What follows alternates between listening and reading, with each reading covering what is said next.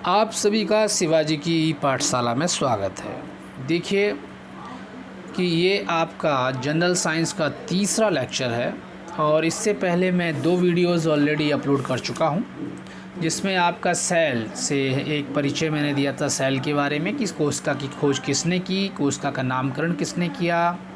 सबसे पहले कोशिका की खोज रॉबर्ट हुक ने जो निर्जीव कोशिका की खोज की थी, जिन्होंने कोसा कहा था इसको, और उसके बाद जो है सजीव कोशिका की खोज एवी लीवेनहुक ने की। और उसके बाद जो है इसमें रॉबर्ट विर्चो जो थे उन्होंने जो है ये बताया था कि नई कोशिकाओं का निर्माण पुरानी कोशिकाओं से होता है। और 1839 में स्लाइडेन और श्वास ने बोला कि कोशिका सिद्धांत दिया, और उन्होंने क्या बताया, उन्होंने बताया कि हर एक जीव जो है कोशिकाओं से मिलकर बना हुआ है। कहने का मतलब कोशिकाएं इन्होंने यूनिसेलुलर और मल्टी सेलुलर, यानी उन्होंने जीवों को 2 भागों में बांट दिया, एक कोशिकीय जीव और बहुकोशिकीय जीव। तो इस प्रकार से हमने और बात की थी यूकैरियोटिक और प्रोकैरियोटिक सेल्स की भी हमने बात कर चुके हैं पिछले लेक्चर्स में। इसके अलावा हम आज आपसे बात करने जा रहे हैं कोशिका के संरचना के बारे में। ठीक है, इससे पहले मैंने आपको जीव विज्ञान की कुछ शाखाओं के बारे में ट्रिक्स के साथ याद करवाया था। आज हम कोशिका की संरचना के बारे में बात करेंगे।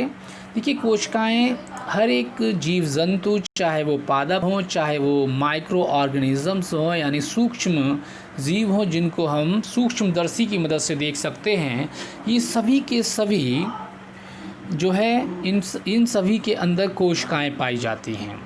तो आज हम पादप कोशिका और जंतु कोशिका के बारे में थोड़ा सा अध्ययन करेंगे। जैसे कि आप यहाँ देख रहे हैं, एक है पादप कोशिका और एक है जंतु कोशिका। इनके अंदर बहुत सारे कोशिकांग पाए जाते हैं, यानी कोशिका के अंग पाए जाते हैं। और ये कोशिका के अंग कुछ कॉमन हैं और कुछ अलग अलग हैं। ठीक है, इन सब की विस्तृत चर्चा हम लोग करते हैं। चलिए आगे बढ़ते हैं। देखिए, सबसे पहले हम बात करें कोशिका सिद्धांत जो है श्वास और स्लाइडन ने 1839 में दिया था, और रॉबर्ट विर्चो ने ये बताया था कि जो सेल्स हैं, नई सेल्स जो बनती हैं वो पुरानी सेल से यानी बनती हैं। ठीक है, यानी कि सेल का विभाजन होता रहता है। तो देखिए, यहाँ पर हम बात करें यदि कोशिका की, तो यहाँ पर कोशिका के अंदर क्या क्या पाया जाता है। सबसे पहले हम बात करें तो कोशिका जो है, ये आप देख रहे हैं कोशिका का बाहरी आवरण, और यहाँ भी बाहरी आवरण होता है कोशिका का। इसके अलावा कोशिका में एक होता है केंद्रक, यहाँ भी केंद्रक है। ठीक है, इसके अलावा एक होता है माइटोकॉन्ड्रिया, यहाँ भी माइटोकॉन्ड्रिया है। कोशिका में रिक्तिकाएँ होती हैं, एक रिक्तिका इधर है, इधर भी रिक्तिकाएँ होती हैं, यहाँ भी रिक्तिका है। इसके अलावा कोशिका झिल्ली होती है, और एक होती है कोशिका भित्ति जो सिर्फ पादपों में पाई जाती है, और कोशिका झिल्ली दोनों में पाई जाती है। राइबोसोम्स भी होते हैं इसके अंदर, और इंडोप्लाज्मिक रेटिकुलम यानी कि ER भी होते हैं। ठीक है, तो इन तमाम चीज़ों के बारे में हम बहुत ही अच्छी तरह से डिस्कस करने वाले हैं।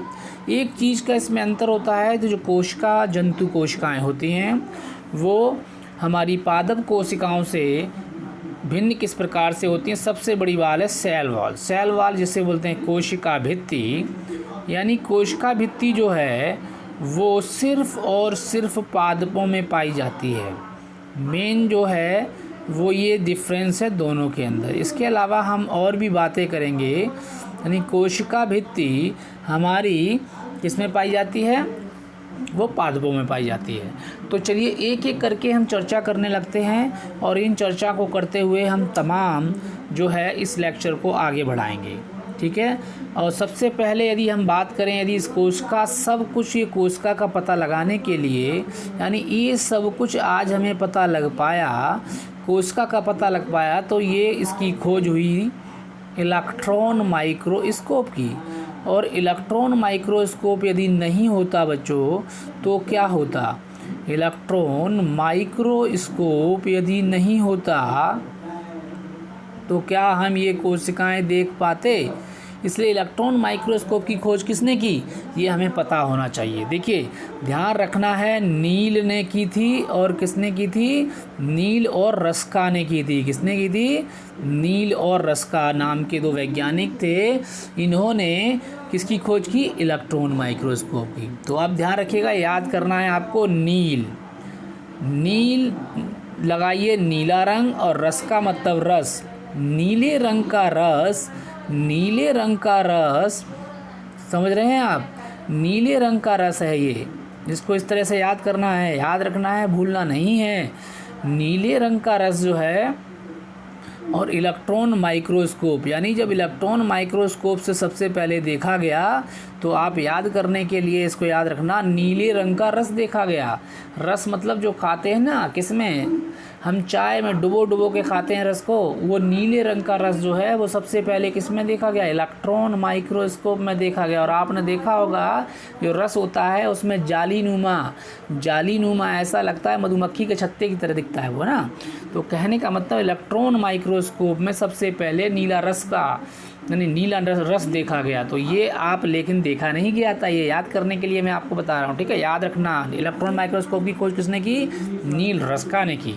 चलिए ये खोज हो चुकी है, अब इन्होंने खोज कर ली। अब ये क्या करेंगे, ये जो है पता लगाएंगे इसके अंदर क्या क्या है।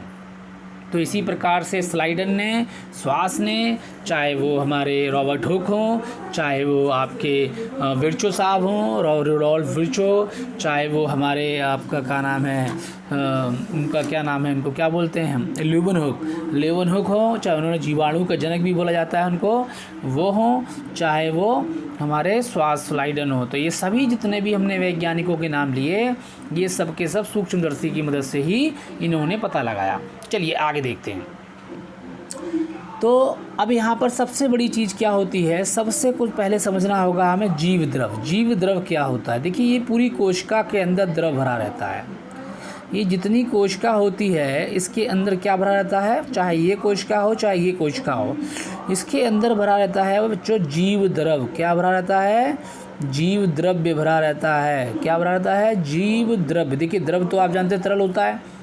अब क्योंकि ये जीवित कोशिकाएं हैं, जीवों के अंदर पाई जाती हैं, इसीलिए इसे जीव द्रव कहा जाता है, ठीक है। इसको इंग्लिश में हम बोलते हैं प्रोटोप्लाज्म। क्या बोलते हैं, प्रोटोप्लाज्म बोलते हैं। क्या बोलते हैं, प्रोटोप्लाज्म। तो प्रोटोप्लाज्म जो है जीव द्रव को बोला जाता है। अब जो सबसे पहले,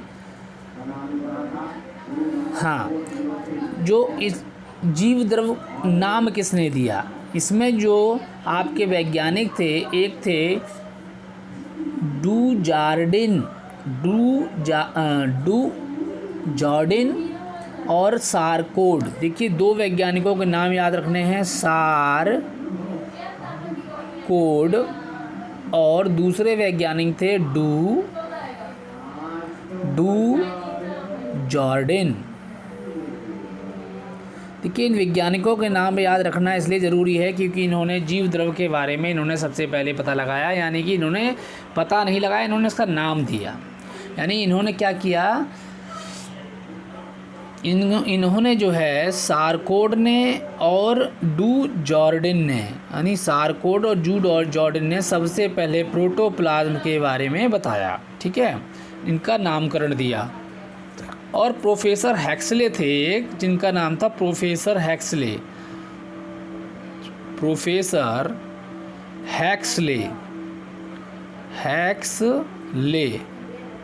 इन्होंने क्या किया, प्रोफेसर हैक्सले ने, इन्होंने जो है जीव द्रव को जीवन का आधार बताया, ठीक है। तो प्रोफेसर हैक्सले थे, देखिए प्रोफेसर हैक्सले हकले नहीं थे, लेकिन इन्होंने ये बताया कि जीव द्रव को आधार बताया। क्या बताया, जीव द्रव को जीवन का आधार बताया। बिल्कुल जी, जीवन का आधार तो है ही है। तो प्रोफेसर हैक्सले ने बताया, सारकोड और जो डू जॉर्डिन ने प्रोटोप्लाज्म का नाम दिया, ठीक है। तो इस तरीके से मैंने आपको बताया है, ये कुछ साइंटिस्ट थे जिन्होंने जो है नाम दिया। तो पहले मैंने आपको बताया कि जो है नॉल और नील एंड रस्का ने इलेक्ट्रॉन माइक्रोस्कोप की खोज की, और सारकोड डू जॉर्डिन ने सारकोड जॉर्डिन यानी कि डू जॉर्डिन। तो देखिए सारकोड ने प्रोटोप्लाज्म की खोज की, जीव द्रव की खोज की। तो देखिए सर यदि कट जाएगा, मेरी याद ध्यान रखिएगा, मैं आपको याद करने देता हूँ, सर यदि कट जाएगा तो क्या आदमी जिंदा रहेगा? नहीं रहेगा, ध्यान रखिएगा। सारकोड जीवद्रव की खोज की, ठीक है। और जॉर्डिन यानी कि सर को जोड़ दिया जाएगा, तो जॉर्डिन मतलब जोड़ दिया जाएगा तो क्या होगा? जिंदा हो जाएगा आदमी। तो सारकोड मतलब सर कट जाएगा तो जी क्या हो जाएगा? आदमी, जीवन उसका चला जाएगा। और जब जॉर्डिन यानी जुड़ जाएगा तो जो उसका जीवन वापस आ जाएगा। तो ध्यान रखना, जॉर्डिन और सारकोड ये हमारे जीवद्रव से जुड़े हुए हैं। प्रोफेसर हेक्सले, ये हकले नहीं थे, लेकिन फिर भी ये बहुत अच्छी तरह से कार्य को करते रहे, और जीवद्रव को इन्होंने क्या कहा?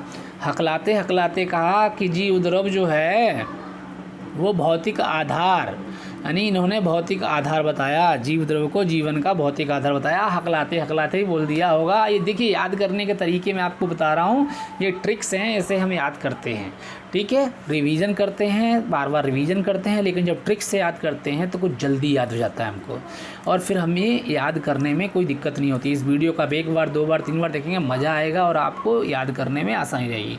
तो मैंने आपको 3 वैज्ञानिकों के नाम याद करवा दिए, ठीक है जी। कौन कौन से करवा दिए?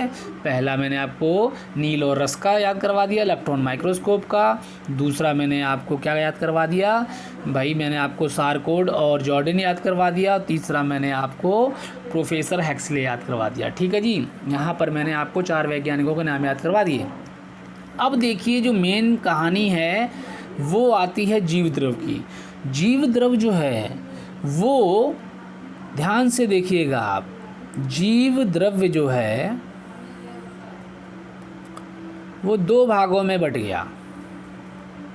कितने भागों में? 2 भागों में। एक हो जाता है कोशिका द्रव। देखिए जीव द्रव तो पूरा है,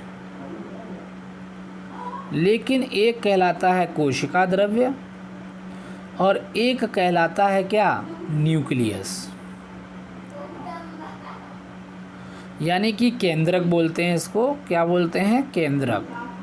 कहने का मतलब जीव द्रव्य जो है, जिसको हम बोलते हैं प्रोटोप्लाज्म, क्या बोलते हैं? प्रोटोप्लाज्म। तो ये हमारा किस में बढ़ जाएगा? साइटोप्लाज्म में और सेंटर में। ध्यान रखिएगा, पीसीसी यानी कि जो प्रोटोप्लाज्म है वो हमारा किस किस से मिलके बना है? कोशिका द्रव से, यानी कि आपका साइटोप्लाज्म से, और न्यूक्लियस यानी कि आपका सेंटर, यानी न्यूक्लियस यानी कि सेंटर और कोशिका द्रव दोनों को मिला दिया जाए तो क्या बनता है? जीव द्रव बनता है। देखिए अभी मैं आपको यहाँ पर कोशिका को दिखा के बनाता हूँ। देखिए ये पूरा का पूरा जो इसके अंदर भरा हुआ है तरल पदार्थ, और उसमें यदि हम इस न्यूक्लियस को, यानी ये जो सेंटर बीच में देख रहे हैं आप, इसको भी ले लें तो ये पूरा कहलाएगा प्रोटोप्लाज्म, पी। लेकिन ये इसमें क्या क्या है? जो सिर्फ यदि हम ये बीच में लें, यहाँ पे जो भरा हुआ है तरल पदार्थ, तो ये कहलाएगा सी, और ये जो बीच में है वो उसको कहेंगे सेंटर। तो सी यानी कि साइटोप्लाज्म और सेंटर को मिला दिया जाए तो बन जाता है प्रोटोप्लाज्म। इतना आपको समझना है। अब जो हमारा साइटोप्लाज्म है, ये जो बीच में द्रव भरा हुआ है और इसी के अंदर सारे के सारे कोशिकांग तैरते रहते हैं, एक दूसरे से जुड़े रहते हैं, तो ये जो साइटोप्लाज्म है इसी के अंदर हमको मिलेंगे क्या? कोशिका के अंग, यानी कि कोशिका द्रवयी अंगक, यानी कि कोशिकांग पाए जाएंगे। क्या पाए जाएंगे? कोशिकांग पाए जाएंगे। यानी साइटोप्लाज्म में क्या पाए जाएंगे? कोशिकांग, कोशिका के अंग, ठीक है, जिनको हम क्या बोलते हैं? कोशिका के अंग, ठीक है। अब कोशिका के अंग कौन कौन से हैं? कोशिका के अंग आप जानते हैं बहुत सारे हैं। माइटोकॉन्ड्रिया है, ठीक है जी, और लवक हैं जिनको प्लास्टिड्स कहा जाता है, और क्या है? और जी अंतः यानी इंडोप्लाज्मिक रेटिकुलम, यानी अंतः प्रदवी जालिका। इसके अलावा गोल्जी का है। इसके अलावा और क्या है? इसके अलावा आपका राइबोसोम्स हैं जी, क्या है राइबोसोम्स। इसके अलावा आपके तारककाय हैं। इसके अलावा आपके और हैं लाइसोसोम्स हैं, ठीक है। इसके अलावा राइबोसोम्स और इसके अलावा और क्या है, माइटोकॉन्ड्रिया मैंने आपको बता ही दिया, गोल्गी काय बता दिया। लवक भी होते हैं, क्या होते हैं, लवक। इसके अलावा और क्या बताऊं, इसके अलावा आपका जो है सेंट्रोसोम होता है, रिक्तिका होती हैं। इसके अलावा कोशिका भित्ति, नहीं कोशिका भित्ति इसमें नहीं होती, सॉरी गलत बता गया मैं, लवक होते हैं। कहने का मतलब लाइसोसोम, राइबोसोम, लवक, गोल्गी काय, हर इसके अलावा आपका रिक्तिका और आपका माइटोकॉन्ड्रिया, ये सब के सब जो है आपके किस में पाए जाते हैं, ये सारे के सारे कोशिका द्रव्य में पाए जाते हैं, इसीलिए इनको कोशिकांग कहा जाता है, ठीक है। एक एक करके हम इसको डिस्कस करने जा रहे हैं। इन्हीं सबसे पहले हम केंद्रक के बारे में थोड़ी बात करेंगे, क्योंकि केंद्रक बहुत बड़ा टॉपिक है और इसके बारे में थोड़ी सी बात कर ली जाए, ठीक है। देखिए केंद्रक क्या है, केंद्रक जो होता है ये कोशिका का विभाजन केंद्रक से ही शुरू होता है, यानी कोई भी कोशिका का विभाजन होगा वो केंद्रक से ही होगा शुरू। दूसरा, कोशिका का मस्तिष्क या सीपीयू भी इसको कहा जाता है, इसको सीपीयू भी कहते हैं। जैसे कंप्यूटर में होता है ना सेंट्रल प्रोसेसिंग यूनिट, वैसे इसको कहा जाता है कोशिका का मस्तिष्क। और जब मस्तिष्क कहा जाएगा, सेंट्रल प्रोसेसिंग यूनिट जब इसको कहा जाएगा तो सेंट्रल रूम भी इसको कहा जाएगा, ठीक है। तो ये थे हमारी कुछ बातें जो कोशिका के बारे में थी, यानी केंद्रक के बारे में थी, ठीक है। केंद्रक के बारे में हम बहुत डिटेल में आगे लेक्चर्स में चर्चा करेंगे। इसके अलावा कोशिका भित्ति के बारे में भी थोड़ी जानकारी ले लें। देखिए कोशिका भित्ति सिर्फ इसको बोलते हैं प्लाज्मा मेम्ब्रेन, और ये सिर्फ और सिर्फ हमारी किस में पाई जाती है, कोशिका नहीं, एक मिनट सॉरी, कोशिका भित्ति ऊपर दे रखी है, मैं गलती कर गया थोड़ी सी, ये होती है कोशिका भित्ति। देखिए कोशिका भित्ति हमारे पौधों में, शैवाल में, कवक में और जीवाणु में, यानी कि इन चारों में पाई जाती है। और इसको याद करने का तरीका है सेक-पाजी, यानी कि सेक-पाजी लगा दीजिए और याद कर लीजिए, ठीक है जी। सेक-पाजी लगाइए, यानी कोशिका भित्ति पौधों में पाई जाती है, शैवाल में पाई जाती है, कवक में पाई जाती है और इसके अलावा आपके जीवाणु में पाई जाती है। तो देखिए से हो गया क्या, शैवाल, और क से हो गया कवक, और पा से हो गया पौधे, और जी से हो गया जीवाणु। तो देख लिए, समझ में आ गया आपको। सेक-पाजी बोलिए और कोशिका भित्ति इसमें पाई जाती है इनके अंदर, ठीक है। ये किसकी बनी होती है, सेलुलोज की बनी होती है। और जो कवक जो होते हैं वो काइटिन प्रोटीन के बने होते हैं। और जीवाणु जो होते हैं वो किसके बने होते हैं, जीवाणु जो है हमारे, देखिए किसके बने होते हैं,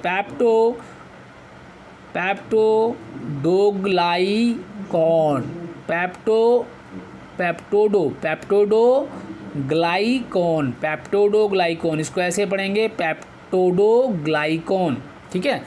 पेप्टोडोग्लाइकॉन से ये बने होते हैं और काइटिन प्रोटीन के कवक बने होते हैं, ठीक है। कहने का मतलब ये जो कोशिका झिल्ली, कोशिका भित्ति है वो सेलुलोज की बनी होती है। और कोशिका का मालिक इसको कहा जाता है, क्या कहा जाता है, कोशिका का मालिक। प्रश्न ऐसे ही बनते हैं, कोशिका का मालिक किसे कहा जाता है, कोशिका भित्ति को। कोशिका का दिमाग किसे कहा जाता है, किसको, केंद्रक को कहा जाता है। सीपीयू किसको कहा जाता है, केंद्रक को कहा जाता है, ठीक है। इस प्रकार सेंट्रल रूम किसको कहा जाता है, केंद्रक को कहा जाता है। इस प्रकार से क्वेश्चन बन जाते हैं। देखिए आगे देखिए, यहाँ पे है कोशिका झिल्ली। देखिए कोशिका झिल्ली जो है इसका नाम ही झिल्ली है, झिल्ली। ये झिल्ली जो हम लोग घर में इस्तेमाल करते हैं, झिल्ली क्या होती है, छानने का काम करती है। इसको इंग्लिश में बोलते हैं प्लाज्मा मेम्ब्रेन। सबसे बड़ी बात ये अर्धपारगम में होती है, यानी कि अर्ध मतलब आदि, और पारगम में मतलब आर पार जाने के लिए ये जाने देती है। तो आधा जो है इसमें से आर पार ये जाने देती है चीज़ों को, ठीक है। सब चीज़ों को नहीं जाने देती, अर्धपारगम में बोला गया इसको। इसको कोशिका का इंस्पेक्टर कहा जाता है जी, कस्टम इंस्पेक्टर। ठीक है, जैसे कस्टम इंस्पेक्टर क्या होगा, चेकिंग करता है तब आने देता है, जाने देता है लोगों को बाहर, उसी प्रकार से इसको कस्टम इंस्पेक्टर भी कहा जाता है। हाँ देखिए, आगे देखिए, कोशिका की सबसे बाहरी संरचना, यानी कोशिका की सबसे बाहरी संरचना जीवों की, सजीवों की, पौधों की सबसे बाहरी संरचना होती है कोशिका भित्ति, लेकिन कोशिका भित्ति के अंदर पाई जाती है कोशिका झिल्ली, लेकिन कोशिका झिल्ली हमारे पादपों में कोशिका भित्ति के बाद पाई जाती है, यानी कि बाहर होगी कोशिका भित्ति, अंदर होगी कोशिका झिल्ली। लेकिन वहीं हमारे जीव जो होते हैं, सजीव जीव, यानी कहने का मतलब जंतु, उनके अंदर बाहर जो होगी वो कोशिका झिल्ली ही पाई जाएगी, भित्ति नहीं पाई जाती। तो कोशिका झिल्ली जो है वो कस्टम इंस्पेक्टर्स को बोलते हैं, अर्धपारगम्य होती है, और ये प्रोटीन और लिपिड, यानी कि कहने का मतलब प्रोटीन और लिपिड का मतलब ये किसकी बनी होती है, लाइपोप्रोटीन। यदि हम दोनों को मिला दें तो लाइपोप्रोटीन की बनी होती है, लिपिड और प्रोटीन, यानी ये हो गया लाइपोप्रोटीन। लिपिड और प्रोटीन को मिला दें तो ये हो गया लाइपोप्रोटीन की बनी होती है हमारी। ठीक है, ये कोशिका को एक निश्चित आकार प्रदान करती है, यानी कि कोशिका का जो आकार होता है, कोई गोल होती है, कोई सिलिंड्रिकल होती है, कोई स्फेरिकल होती है, कोई आपकी लंबी होती है, कोई चौड़ी, मतलब कई तरीके के आकार होते हैं। सबसे बड़ी चीज़ हम बताएं तो विषाणु में कोशिका नहीं मिलती जी, ये खतरनाक आइटम है विषाणु हमारे, इनके अंदर कोशिका पाई नहीं जाती। ठीक है, विषाणु में कोशिका नहीं होती, ये ध्यान रखिएगा। कोशिका के अंदर अणुओं और आयनों के आवागमन को नियंत्रण करने का कार्य, इसीलिए ये होती है अर्धपारगम्य, इसीलिए नियंत्रण करते हैं। ये नियंत्रण का मतलब हो गया, इसीलिए इसको बोलते हैं क्या, कस्टम इंस्पेक्टर बोलते हैं। क्या करते हैं, कस्टम इंस्पेक्टर। हाँ, अब आगे देखिए, एक चीज़ मैं आपको यहाँ पे थोड़ा सा बताना भूल गया, जो जीव द्रव था हमारा जो पहले, उसमें 70 से 80% तो जल ही जल होता है जी। वो रंगहीन होता है, अर्ध पारदर्शक होता है और अर्ध तरल होता है। यानी कि जो जीव द्रव मैंने आपको सबसे पहले बताया था, प्रोटोप्लाज्म जिसको कि हेक्सले साहब ने हकलाते हकलाते ही बोला होगा, लेकिन सॉरी, ये तो याद करने का तरीका है कि जीव द्रव क्या होता है, जीवन का भौतिक आधार होता है। ठीक है, 70 से 80% जो है जल होता है उसके अंदर, और अर्ध पारदर्शक और रंगहीन होता है। ठीक है बच्चों, कोशिका के अंदर अणुओं और आयनों के आवागमन का जो नियंत्रण करता है वो कौन करता है, वो हमारी कोशिका झिल्ली करती है। ठीक है, इसीलिए इसको कस्टम इंस्पेक्टर कहा जाता है। चलिए अब हम आगे की तरफ बढ़ें। आ गए माइटोकॉन्ड्रिया साहब, ये भी पाए जाते हैं हमारे कोशिका के अंदर। हमने आपको बताया था ये कुछ इस तरीके से पाए जाते हैं, ऐसे तरीके की स्ट्रक्चर इसके अंदर बनी होती है, और ये होता है माइटोकॉन्ड्रिया। ठीक है, माइटोकॉन्ड्रिया जो है हमारा इस प्रकार से होता है। ठीक है, अब माइटोकॉन्ड्रिया में बहुत ही इम्पॉर्टेंट चीज़ें हैं, उसको समझना बहुत ज़रूरी है। सबसे पहली चीज़, माइटोकॉन्ड्रिया पावर हाउस क्यों कहा जाता है इसको, यानी कि पावर हाउस, इसमें ही सारी पावर संचित रहती है। इसकी खोज कोलिकर साहब ने की थी, और अल्टमैन साहब ने इसे बायोप्लास्ट कहा, और सी बेंडा ने इसे माइटोकॉन्ड्रिया कहा। अब तो यहाँ कहानी बहुत विचलित हो गई, कहोगे सर जी यहाँ तो बड़े नाम आ गए। अब कोलिकर भी याद करो, अल्टमैन भी याद करो, और सी बेंडा भी याद करो, कोई बात नहीं, सब याद होगा और सब कुछ याद करना है हम लोगों को। देखिए, माइटोकॉन्ड्रिया पावर हाउस कहा जाता है इसको, ये तो याद रहेगा ही। अब बात रही सबसे पहले इसको खोजा किसने, तो कोलिकर साहब ने खोजा था। ठीक है, माइटोकॉन्ड्रिया को। ठीक है, माइटोकॉन्ड्रिया को खोजा किसने है, कोलिकर साहब ने, और अल्टमैन साहब ने इसको कहा बायोब्लास्ट। क्या कहा था, बायोब्लास्ट। ठीक है, तो कोलिकर साहब ने माइटोकॉन्ड्रिया की खोज की, और उसके बाद जो है माइटोकॉन्ड्रिया कहा किसने, तो देखिए समझना है बहुत ही ध्यान से। कोलिकर जी ने खोज लिया, अल्टमैन जी ने बायोप्लास्ट कहा, और उसके बाद सी बेंडा जी ने माइटोकॉन्ड्रिया कहा। Kolliker Altmann C Benda, Kolliker Altmann C Benda. तो अब ध्यान रखना है, कोलिकर अल्टमेन सीबेंडा ने क्या खोजा? माइटोकॉन्ड्रिया। कोलिकर अल्टमेन सीबेंडा ने क्या खोजा? माइटोकॉन्ड्रिया। इस तरीके से हमको इसको याद रखना है। तो कोलिकर अल्टमेन सीबेंडा खोजा माइटोकॉन्ड्रिया, सीबेंडा माइटोकॉन्ड्रिया। ठीक है, इस तरीके से हमने लिंकिंग स्टडी करके थोड़ा सा रिदमिक तरीके से इसको याद कर लेना है। कोलिकर ने खोजा, अल्टमैन ने बायोप्लास्ट कहा। कोलिकर ने खोजा, अल्टमैन ने बायोप्लास्ट कहा, सीबेंडा ने माइटोकॉन्ड्रिया। कोलिकर ने खोजा, अल्टमैन ने बायोब्लास्ट कहा और सीबेंडा ने माइटोकॉन्ड्रिया। ठीक है, इस तरीके से हमें याद करना है। अल्टमैन ने क्या कहा? अल्टमैन ने खोजा, अल्टमैन ने खोजा, नहीं, अल्टमैन ने नहीं खोजा, कोलिकर ने खोजा। ठीक है, कोलिकर अल्टमैन। देखिए यहाँ पे मैन भी लिखा हुआ है, ध्यान रखना, मैन, उल्टा मैन है ना, उल्टा मैन था इसीलिए बायोब्लास्ट हो गया, उल्टा मैन था इसीलिए बायोब्लास्ट हो गया। ठीक है, और बायोब्लास्ट होते ही क्या हुआ? इनको अल्टमैन ने, देखिए कोलिकर जो थे, कोलिकर यानी थोड़े से कोली कर, यानी कि कालीकर, कालीकर, इसके जैसे याद रखने लगा, कालीकर यानी कि काला कर, काला कर जो थे, काली कर, इस तरीके से याद रखना है, काली कर, और यही काली को जोड़ देना है मैन से, काली कर मैन। ठीक है, इसी प्रकार से आपने जोड़ देना है सीबेंडा।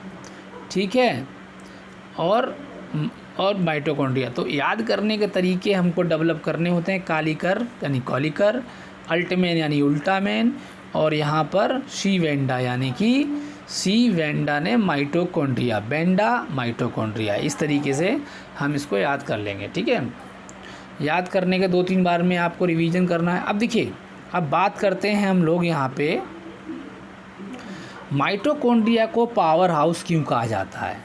क्योंकि देखिए यहाँ पे पावर हाउस इसलिए कहा जाता है क्योंकि माइटोकॉन्ड्रिया में ऑक्सीकरण की अवक्रिया होती है, जिससे ऊर्जा उत्पन्न होती है और उसी ऊर्जा की वजह से हम लोग कार्य कर पाते हैं। ठीक है, और ये जो ऊर्जा होती है जो एटीपी के रूप में संचित होती है। देखिए होता क्या है, इसके लिए यदि मैं आपको समझाऊं, इसको समझना बहुत ही आसान है कि हम जो भी भोजन करते हैं उस भोजन से हमें ग्लूकोज मिलता है। क्या मिलता है?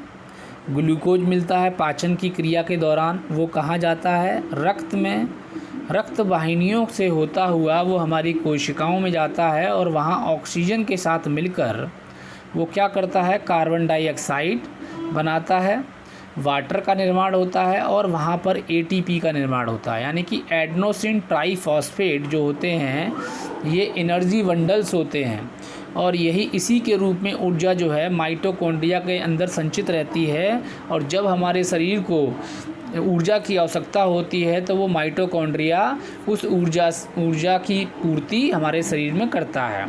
और ये हमारे, आप देख रहे हैं, एक ग्लूकोज मालिक्यूल 38 एटीपी मालिक्यूल्स यहाँ पे बनते हैं। यानी एक ग्लूकोज के अणु से 38 एटीपी के मालिक्यूल्स यानी कि अणु तैयार हो रहे हैं। ठीक है, तो इसी प्रकार से माइटोकॉन्ड्रिया को पावर हाउस कहा जाता है और इसे बायोब्लास्ट भी कहा जाता है। ठीक है जी, तो याद रखना है हमको बहुत ही आसान तरीके से। यदि कुछ बातें और कही जाएं, जो हमारा माइटोकॉन्ड्रिया होता है, ये माइटोकॉन्ड्रिया, यदि मैं बात करूं माइटोकॉन्ड्रिया, इसका जो बाहरी भाग है इसमें दोहरी झिल्लियां होती हैं। अंदर, इसके अंदर क्या होती हैं? उंगली नुमा संरचनाएँ होती हैं। यानी कि उंगली नुमा संरचनाएँ होती हैं, इस तरीके से बनी हुई उंगलियों की तरह संरचनाएँ, और इन्हीं उंगलियों की संरचनाओं को क्रिस्टी कहा जाता है। क्या कहा जाता है? क्रिस्टी। ये ध्यान रखना है, क्रिस्टी कहा जाता है। ठीक है, और इसी क्रिस्टी की सतह पर जो है यहाँ क्या पाए जाते हैं? क्रिस्टी की सतह पर एफकण या ऑक्सीसोम पाए जाते हैं। क्या पाए जाते हैं? ऑक्सीसोम। क्या पाए जाते हैं? ऑक्सीसोम। इनको एफ कण भी कहा जाता है, यानी कि माइटोकॉन्ड्रिया के अंदर उंगली नुमा संरचनाएं पाई जाती हैं जिनको क्रिस्टी कहा जाता है। ठीक है, यही क्रिस्टी के ऊपर एफ सतह पर एफ कण या फिर ऑक्सीसोम पाए जाते हैं। ठीक है, और देखिए क्या होता है, जो क्रिस्टी है हमारा, वो जो क्रिस्टी है उसी क्रिस्टी के ऊपर ग्लूकोज का ब्रेकडाउन होता है। यानी कि जो क्रिस्टी मैंने आपको बताया, यहाँ पर जो ग्लूकोज मैंने आपको बताया था C6H12O6, यानी कि क्रिस्टी पर ही ग्लूकोज टूटता है और टूटकर ATP में बदल जाता है। यानी कि जो क्रिया होती है ऑक्सीकरण की वो क्रिस्टी पर होती है और ये ATP में बदल जाता है। और ATP में बदलने का मतलब, इसीलिए क्रिस्टी को जो ATP को हम क्या कहते हैं? ATP को ऊर्जा का दलाल या ऊर्जा का सिक्का कहते हैं। क्या कहते हैं? ऊर्जा का दलाल या ऊर्जा का सिक्का। ऊर्जा का दलाल या ऊर्जा का सिक्का कहते हैं किसको? ATP को। ध्यान रखना है, बहुत ही इंपॉर्टेंट टर्म्स मैं आपको बता रहा हूँ। पूरा का पूरा माइटोकॉन्ड्रिया मैंने समझा दिया आपको, माइटोकॉन्ड्रिया। ठीक है, देखिए एक बार मैं आपको समझाता हूँ। Mitochondria is very important from the examination point of view. Mitochondria को पावर हाउस कहा जाता है क्योंकि यहाँ पर क्या बनता है? ATP बनता है, एडेनोसिन ट्राइफॉस्फेट। कितने बनते हैं? 38 बनते हैं। ठीक है, जब भी हमारे शरीर को ऊर्जा की आवश्यकता होती है यहीं से प्राप्त होती है। पावर हाउस में ऊर्जा के लिए तो होता है, हमारे घर में बिजली आती है पावर हाउस से ही तो आती है। देखिए खोज की थी कोलिकर ने, अल्टमैन साहब ने क्या किया? उल्टेमैन साहब ने, यानी अल्टमैन साहब ने कुछ नहीं किया, बायोब्लास्ट कहा है इसको। ठीक है, बायोब्लास्ट। देखिए ब्लास्ट हो जाता है कई बार, पावर हाउस में ब्लास्ट हो जाता है ना, इसीलिए बायोब्लास्ट कहा। कोलिकर साहब ने इसको, क्योंकि कालेकर साहब थे, काला कर लगाते थे, कोलिकर साहब ने जो है पावर हाउस कहा। कई बार आपने देखा होगा ब्लास्ट होने से क्या होता है? आग लग जाती है, काले काला हो जाता है। तो कोलिकर साहब ने खोज की, अल्टमैन साहब ने बायोब्लास्ट कहा और जो लास्ट में शी वेंडा ने इसको माइटोकॉन्ड्रिया कहा। ठीक है, तो इस तरीके से हमको इसको याद करना है और मैंने ये आपको बता दिया आपका पूरा का पूरा क्या? माइटोकॉन्ड्रिया। अब बात आती है राइबोसोम की। देखिए जी, राइबोसोम जो है वो भी बहुत ही इंटरेस्टिंग है। ठीक है, राइबोसोम क्या करता है इसको ध्यान से रखना है। राइबो और सोम ये दो शब्द हैं, ये प्रोटीन की फैक्ट्री है भैया। यहाँ बनती है प्रोटीन, जो हमारे शरीर को प्रोटीन की पूर्ति होती है वो यहीं से होती है। कोशिकाओं के अंदर क्या बनती है? प्रोटीन बनती है, और वो प्रोटीन कहाँ बनती है? वो बनती है राइबोसोम के अंदर। इसीलिए हम राइबोसोम को प्रोटीन की फैक्ट्री कहते हैं। और ये सबसे छोटा कोशिकांग भी है। ठीक है, सबसे छोटा कोशिकांग यदि आपसे पूछा जाए कोशिका के अंदर कौन सा है सबसे छोटा कोशिकांग, हमारा कौन सा है बच्चों? तो वो है हमारा राइबोसोम। सबसे छोटा कौन सा है? सबसे छोटा है राइबोसोम। सबसे छोटा राइबोसोम, प्रोटीन की फैक्ट्री। इसकी खोज किसने की थी? पैलेड साहब ने की थी। इसकी खोज की थी पैलाडे। इसको पैलेड नहीं होगा, ये पैलाडे होगा।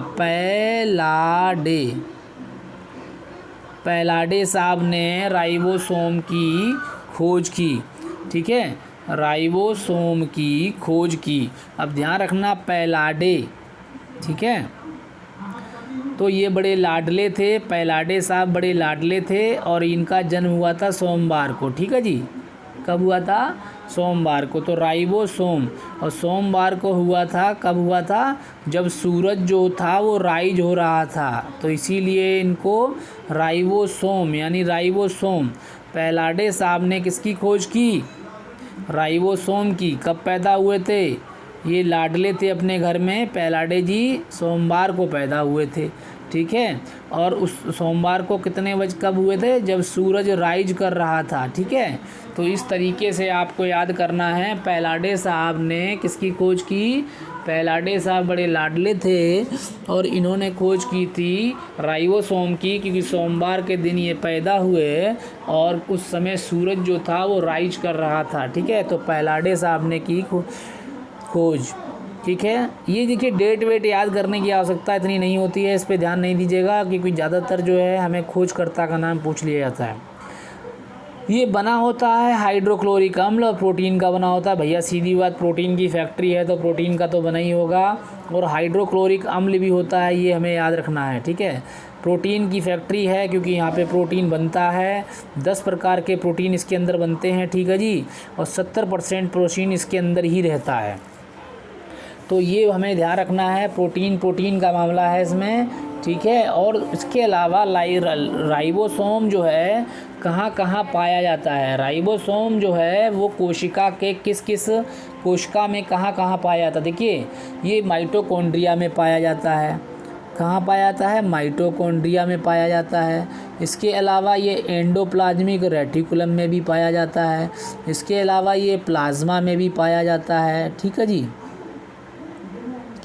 ठीक। इसके अलावा ये न्यूक्लियस के अंदर भी पाया जाता है। कहने का मतलब ये केंद्रक में भी पाया जाता है, ये प्लाज्मा में भी पाया जाता है। इसके अलावा ये एंडोप्लाज्मिक रेटिकुलम में, यानी कि जिसको हम बोलते हैं अंतःप्रदवी जालिका के अंदर पाया जाता है। ये माइटोकॉन्ड्रिया में भी पाया जाता है। कहने का मतलब ये राइबोसोम सबसे छोटा तो होता है, प्रोटीन की फैक्ट्री है, ठीक है, और इसे पैलाडे साहब ने खोजा था, तो इसको ध्यान रखना है आपको, ठीक है। कहाँ कहाँ पाया जाता है, that is not very important, लेकिन इसके कार्य याद रखने हैं। अंतःप्रदवी जालिका इसको बोलते हैं एंडोप्लाज्मिक रेटिकुलम। एंडोप्लाज्मिक रेटिकुलम यानी कि ER इसको बोला जाता है। कोशिका झिल्ली एवं केंद्रक से जुड़कर दोनों को राइबोसोम से प्रोटीन तथा वसा देती है। देखिए अब प्रोटीन बनता है राइबोसोम के अंदर, प्रोटीन का बनता है राइबोसोम में, लेकिन कोशिका झिल्ली एवं केंद्रक से जुड़ जाता है। ये दोनों को राइबोसोम जुड़कर दोनों को राइबोसोम से प्रोटीन तथा वसा देती है। कहने का वसा की प्राप्ति होती है।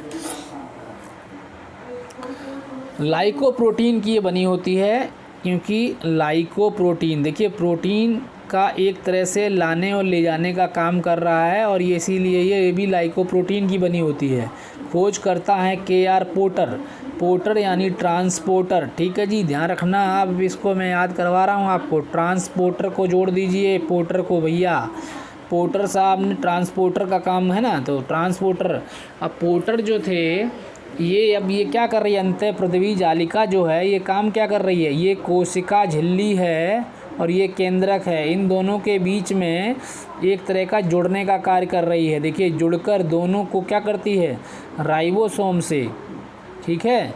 अंतःप्रदवी जालिका राइबोसोम में जो प्रोटीन बनता है उसी प्रोटीन को यानी कोशिका झिल्ली एवं केंद्रक से जुड़कर, कोशिका झिल्ली ये है कोशिका झिल्ली भार और ये केंद्रक, इन दोनों से जुड़कर क्या करती है, राइबोसोम से प्रोटीन तथा वसा देती है। यानी राइबोसोम में जो प्रोटीन और वसा बनता है, राइबोसोम में जो प्रोटीन और वसा बनता है उसको केंद्रक तक और कोशिका झिल्ली तक पहुंचाने का कार्य वो हमारा कौन करता है, एंडोप्लाज्मिक रेटिकुलम। इसीलिए ये ट्रांसपोर्ट का काम कर रहा है।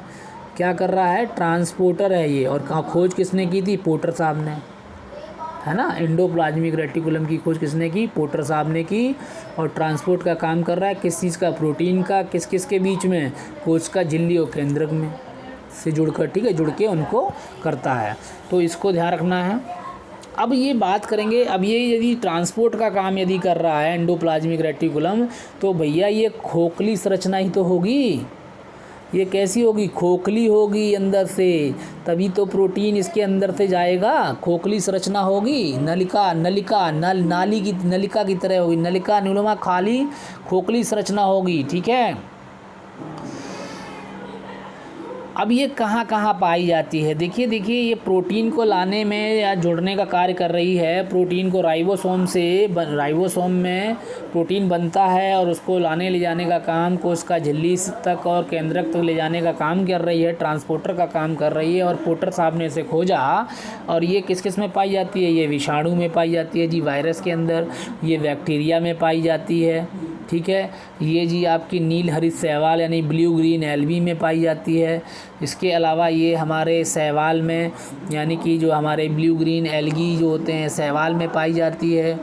इसके अलावा स्तनधारियों के आरबीसी को छोड़कर सभी कोशिकांगों में पाई जाती है। यानी स्तनधारी जितने भी होते हैं हमारे, उन सब के सभी कोशिकांगों के अंदर ये पाई जाती है, सिर्फ आरबीसी में नहीं पाया जाता। क्या? आरबीसी के अंदर, रेड ब्लड सेल्स के अंदर ये अंतःपृथ्वी जालिका नहीं पाई जाती। इसके अलावा सारे के सारे कोशिकांगों के अंदर ये पाई जाती हैं। देखिए कॉमन सेंस है यहाँ पे, सारे के सारे कोशिकांगों में ये क्यों पाई जाती है, क्यों पाई जाती है सारे के सारे कोशिकांगों में, इसके पीछे कारण है। इसलिए पाई जाती है क्योंकि ये जो है प्रोटीन का जो सिंथेसिस होता है राइबोसोम के अंदर, उसको लाने का काम करती है कोशिका झिल्ली तक।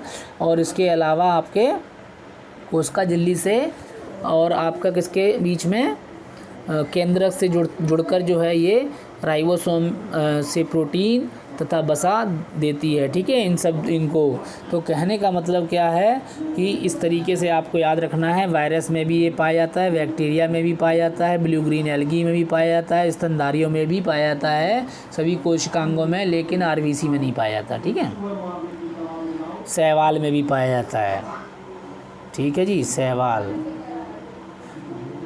नील हरित शैवाल में भी पाया जाता है। ठीक है, नील हरित शैवाल, ब्लू ग्रीन एल्गी में भी पाया जाता है। ये ध्यान रखने की बातें हैं। चलिए अब आगे चलते हैं, क्योंकि ये चैप्टर थोड़ा लंबा है, इसको हम अब कल जो है आपको लाइसोसोम के बारे में, गोल्जी काय, लवक, हरित लवक, वर्णी, और जो लवक जो होते हैं वो 3 प्रकार के होते हैं, हरित लवक, वर्णी लवक और अवर्णी लवक। उसके बाद रेतिका के बारे में बताएंगे और थोड़ा सा हम आपको कोशिका भित्ति के बारे में और ज्ञान देंगे। ठीक है, इसके अलावा हम उसके बाद केंद्रक, कहने का मतलब आज के लिए इतना ही बहुत है। अंतःपृथ्वी जालिका तक कल हम लाइसोसोम के बारे में आपको बताएंगे। ठीक है जी, आज बहुत इतना ही देखिएगा, समझिएगा। Thank you very much for watching this video.